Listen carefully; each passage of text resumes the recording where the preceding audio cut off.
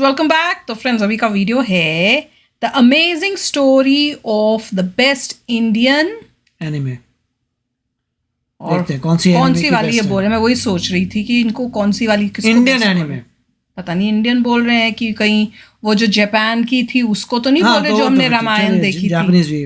मगर वो फिर जापानीज एनिमे हुई ऑफ इंडियन थीम। चलो तो वीडियो शुरू करते हैं। वीडियो शुरू करने से पहले अगर आप चैनल पर नए हो और आपने अभी तक सब्सक्राइब नहीं किया है तो जल्दी से पहले सब्सक्राइब के बटन और बेल आइकन को क्लिक कर लो ताकि आपको हमारे सारे न्यू वीडियोस के नोटिफिकेशन मिल जाए जैसे हम अपलोड करें। हमारे जो दूसरे 2 चैनल्स हैं उनको भी सब्सक्राइब कर लेना क्योंकि कई आपके रिक्वेस्टेड वीडियोस उन चैनल्स में भी आ रही हैं। उनके लिंक्स हैं डिस्क्रिप्शन बॉक्स में। अगर आपको वीडियो पसंद है प्लीज लाइक एंड शेयर। चलिए शुरू करते हैं। तो भाई दिवाली आने वाली है तो सबसे पहले इस दिवाली गो ग्रीन। और क्योंकि दिवाली श्री राम की अयोध्या वापस लौटने की खुशी में मनाई जाती है, मैंने सोचा कि आज बात करते हैं एक ऐसी फिल्म जो पिछले 30 सालों में रामायण पर बनी सबसे बेहतरीन फिल्म है। ये कहां से होगी सबसे बेहतरीन? रोस्ट कर रहे हैं क्या? ये नहीं, मैं बात कर रहा हूँ Ramayana the legend of prince Ram anime film की। वही वाली है ना?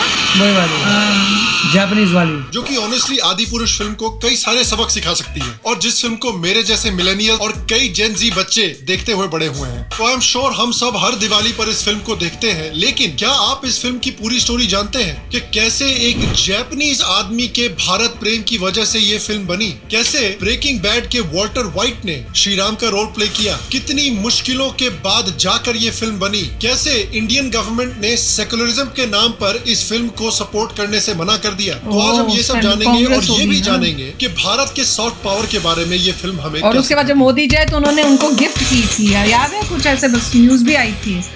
हेलो कांग्रेस के टाइम में रिलीज ही नहीं करने दी। बहुत मोदी जी के टाइम उन्होंने गिफ्ट सेकुलरिज्म का सीईओ श्याम शर्मा आज मुझसे जुड़ने के लिए, आज के ये एपिसोड देखने के लिए आपका बहुत बहुत धन्यवाद। और आप सबको कितनी गलत बात है एक सेकुलर प्रणाम। तो ये वीडियो एंड तक जरूर देखें ताकि आप ये जान सके कि इस दिवाली आप 10 लाख रुपए तक के प्राइजेस कैसे जीत सकते हैं। और श्याम शर्मा शो का दिवाली के मौके पर नया मर्च लॉन्च हुआ है, तो हमारे दिवाली का स्पेशल श्री राम का डिजाइन और हनुमान जी का डिजाइन जरूर चेकआउट करें। और हमारा दिवाली का special message this Diwali go green का भी डिजाइन जरूर। गो ग्रीन का क्या मतलब है दिवाली में? चाहते हैं तो 25 अक्टूबर तक श्याम शर्मा शो का एक स्पेशल प्रमोशन है। अगर आप नीचे मर्च स्टोर के लिंक पर क्लिक करके कोड SSS दिवाली का इस्तेमाल करते हैं तो आपको आपके परचेजेस पर मिलेंगे 15% ऑफ। तो आज ही लिंक पर क्लिक करके हमारा दिवाली स्पेशल मर्चेंडाइज चेकआउट करें। तो जब भी हम लोग भारत में रामायण से रिलेटेड किसी मीडिया के बारे में सोचते हैं तो हमारे दिमाग में 2 पिक्चर्स हमेशा आती हैं। पहली ये और मेरी तो वही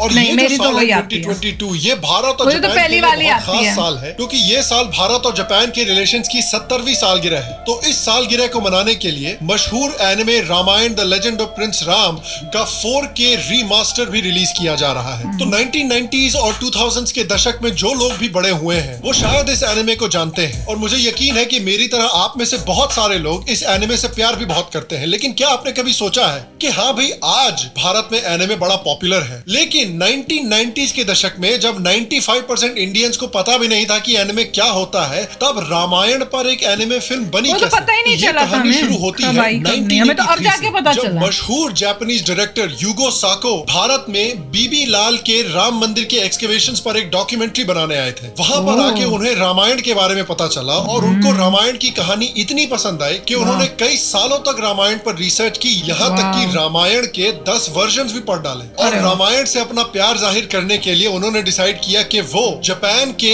एनिमे स्टाइल में एक रामायण पर फिल्म बनाना चाहते हैं। ये फिल्म बनाने के लिए उन्होंने विख्यात भारतीय एनिमेटर राम मोहन जी के साथ इसमें भी आप देखो रामचंद्र जी की कोई मूंछें नहीं है। 450 आर्टिस्ट का इस्तेमाल करके इस फिल्म को बनाया गया। इस फिल्म से ऐसे एनिमेटर्स भी जुड़े हुए थे जिन्होंने हयाओ मियाजाकी की स्टूडियो गिबली के साथ भी काम किया है, जिन्होंने world famous my friend Totoro और स्पिरिटेड अवे जैसी एनिमे फिल्में भी बनाई हैं। इस फिल्म को बनाने में 1 लाख हैंड ड्रॉन सेल्यूलोइड पिक्चर्स का इस्तेमाल किया गया है। और 9 साल की डेवलपमेंट के बाद और 800 मिलियन येन यानी अराउंड 50 करोड़ रुपए खर्च करने के बाद इस फिल्म को फाइनली 1992 में फिनिश किया गया। इस फिल्म को बनाने में कृष्णा शाह भी जुड़े थे, जिन्होंने हॉलीवुड में $6 मिलियन मैन और द मैन फ्रॉम अंकल जैसे प्रोजेक्ट पर भी काम किया था। कृष्णा शाह जी ने बताया कि हॉलीवुड में ऐसे कई प्रोजेक्ट्स हैं जो भारतीय कल्चर से इंस्पायर हुए हैं। उनका यह मानना था कि स्टार वॉर्स भी रामायण से इंस्पायर हुआ है, जहां पर लूक स्काईवॉकर श्री राम के काफी सिमिलर कैरेक्टर है। डार्थ वेडर भी रावण से काफी सिमिलर है कि रावण की तरह डार्थ वेडर में एक महान जेडाई होने का बहुत पोटेंशियल था, लेकिन उसने कुछ ऐसे डिसीजंस लिए कि वो एक महान जेडाई बनने के बजाय एक राक्षस सिथ बन गया। और कृष्णा शाह का ये भी मानना था कि चुबाका कैरेक्टर हनुमान जी से इंस्पायर होकर बनाया गया। कई ऐसी फिल्में हैं हॉलीवुड में जो भारतीय कल्चर से इंस्पायर्ड हैं। अगर आप अवतार फिल्म को देखें तो अवतार तो नाम ही है नावी, वो तो भाई भारतीय देवी देवता जैसे दिखते हैं और अपने आसपास के एनवायरनमेंट से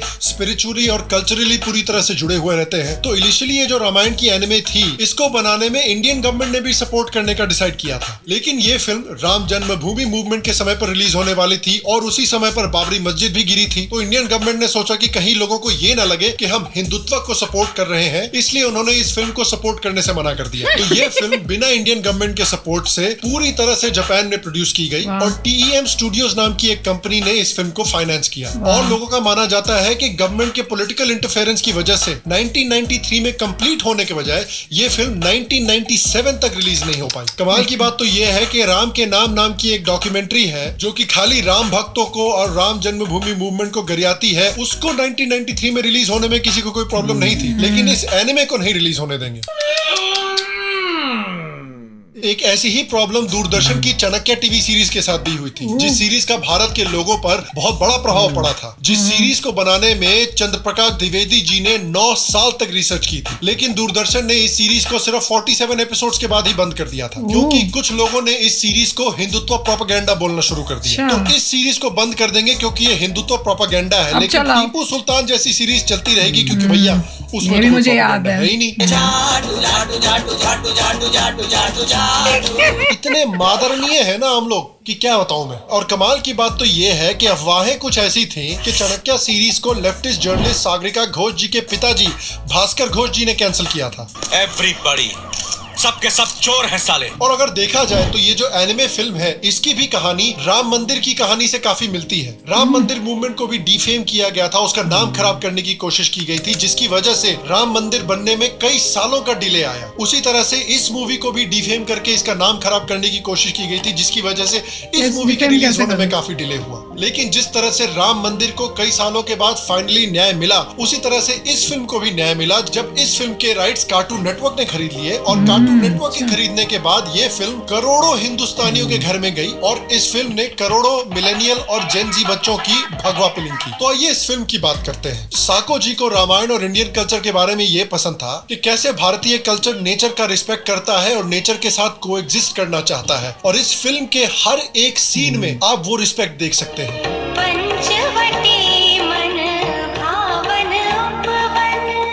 और 1990s के दशक में रिलीज होने के बावजूद ये लगता है ये लुक देता है कितना हाई क्वालिटी है। टाइप। और रामायण जैसी एक लंबी और सघन स्टोरी को कितनी खूबसूरती से डायरेक्टर्स ने एक 2 घंटे की फिल्म में पिरोया है, और उसके बावजूद सारे मेजर स्टोरी पॉइंट्स को हिट किया है। देखा, रावण भी वैसे ही लग रहा है, रावण जैसा। और वॉइस एक्टर्स आप देखिए कितने अच्छे अच्छे इसमें यूज किए हैं। इस फिल्म की हिंदी वर्जन में नरेशन किया है शत्रुघ्न सिन्हा ने। रावण का रोल प्ले किया है महान बॉलीवुड एक्टर अमरीश पुरी जी ने। श्री राम का रोल प्ले किया है रामानंद सागर के रामायण टीवी सीरीज के श्री राम अरुण गोविल जी ने। और इस फिल्म का जो अमेरिकन वर्जन रिलीज हुआ था, उसकी नरेशन की है जेम्स अर्ल्स जोन्स ने, जिन्होंने डार्थ वेडर का रोल प्ले किया था। और श्री राम का रोल प्ले किया है ब्रायन क्रैंस्टन ने। जी हाँ, ब्रेकिंग बैड के वॉल्टर वाइट यानी हाइजनबर्ग ब्रायन क्रैंस्टन ने। Say my name. Character designs भी देखिए कितने कमाल के हैं। सारे कैरेक्टर्स को कितना यूनिक लुक दिया गया है। और मुझे मेघनाथ का डिजाइन काफी इंटरेस्टिंग लगा, क्योंकि मेघनाथ के साथ इन्होंने लगता है सबसे ज्यादा क्रिएटिव फ्रीडम ली है, क्योंकि इनको पता था कि बाकी डिजाइन के साथ बहुत ज्यादा छेड़छाड़ करेंगे तो लोग नाराज हो जाएंगे, और उनको सही मायने में एक एनिमे कैरेक्टर की तरह दिखाया है। और इस फिल्म के गाने क्या कमाल के हैं, चाहे पंचवटी मनभावन उपवन हो, चाहे श्री रघुवर की वानर सेना हो, और मेरा पर्सनल फेवरेट जननी में रामदूत हनुमान हो।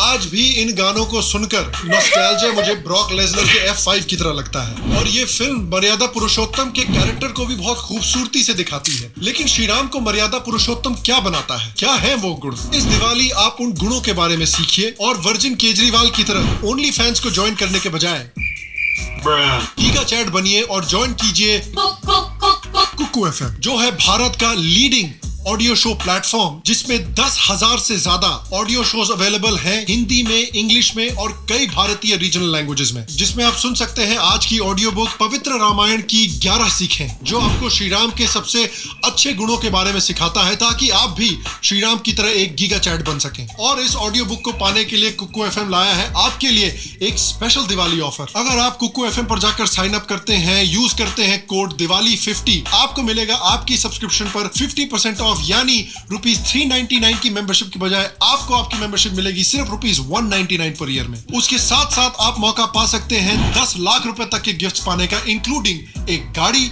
गोल्ड कॉइन्स, गिफ्ट वाउचर्स और कई अलग गिफ्ट्स। ऑफर सिर्फ 25 अक्टूबर तक वैलिड है, क्योंकि उसके बाद सब्सक्रिप्शन का प्राइस वापस ₹399 पर ईयर हो जाएगा, तो जल्दी करें।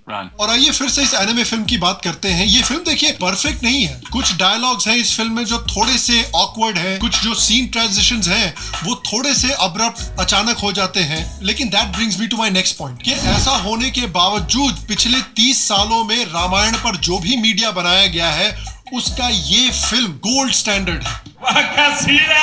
और ये भारत के लिए एक शर्म की बात होनी चाहिए कि जो गोल्ड स्टैंडर्ड रामायण के ऊपर पिछले 30 सालों में फिल्म बनकर आई है वो इंडियन फिल्म नहीं है, जापान से बनकर आई। मैंने बोला था जब मैंने रिव्यू किया था, चंद्रप्रकाश द्विवेदी ने एक बार कहा था कि भारत का कल्चर, भारत के लिटरेचर को भारत से ज्यादा बाहर वाले एंजॉय करते हैं, क्योंकि भारत के लोगों के दिमाग में एक ऐसी सड़न है जिस वजह से उनको अपने ही कल्चर से नफरत हो जाती है। और हम सब इस सड़न के बारे में जानते हैं। हम एक ऐसे इंडिया में बड़े हुए हैं जहाँ पर भारतीय कपड़े पहनना कूल नहीं होता है, बड़ों के पैर छूना क्रिंज होता है, लोगों को नमस्ते करना तो इज सो मिडिल क्लास यार मोनिशा। और अपने कल्चर से जुड़े होने से बड़ा अपराध कोई हो ही नहीं सकता। और इस तरह की चीजों को पिछले 2 दशक में जो करण जौहर की फेमस फिल्में रही हैं उन्होंने भी पॉपुलराइज किया है। आपके पास कोई आइडिया है दादी? पूजा पाठ में इस बात का ये देखा था ना हमने सीन, और वहाँ दिखाएंगे, वहाँ पे जाएंगे।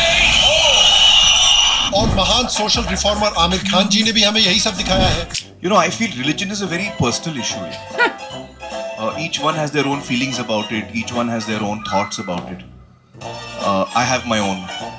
So I don't want to comment on other people's feelings.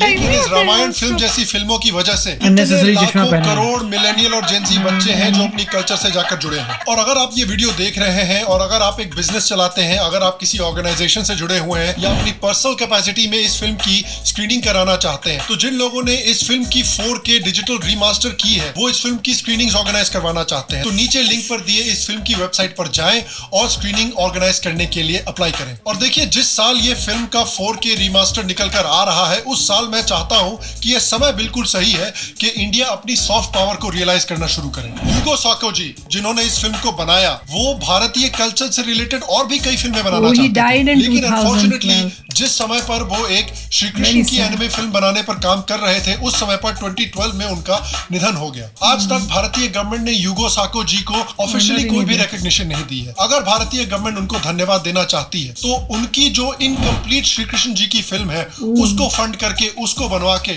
सही मायने में यूगो साको जी को श्रद्धांजलि दी जा सकती है। और सिर्फ गवर्नमेंट ही नहीं यार, हमने देखा है कि प्राइवेट स्टूडियोज भी हैं जो भारतीय कल्चर से जुड़ी हुई फिल्में बनाना चाहते हैं, तो क्यों ना इस तरह के और प्रोजेक्ट्स को डेवलप किया जाए और एनिमे स्टूडियोज के साथ काम करके डेवलप किया जाए। हाँ, मैं जानता हूँ इस तरह के प्रोजेक्ट्स में टाइम और एफर्ट बहुत लगता है, तो भैया अक्षय कुमार जी तो कर नहीं पाएंगे, लेकिन ऐसे प्रोजेक्ट्स डेवलप करने चाहिए। और खासकर एनिमे में, क्योंकि आजकल एनिमे इंडिया में बड़ा पॉपुलर है, पसंद है, तो उनकी भगवा पिलिंग भी बड़ी जोर से होगी। और सिर्फ भगवा पिलिंग के लिए ही नहीं, इस तरह के सॉफ्ट पावर प्रोजेक्ट से इकोनॉमिक फायदा और पॉलिटिकल फायदा भी होता है। आप देखिए कि कोरिया, जापान और अमेरिका जैसे देश कितनी इन्वेस्टमेंट करते हैं इस तरह के सॉफ्ट पावर प्रोजेक्ट्स डेवलप करने में, चाहे के-पॉप हो, कोरियन ड्रामास हो, चाहे जापान का एनिमे हो, जापान की हॉरर मूवीज हो और ऑब्वियसली हॉलीवुड की फिल्में हो।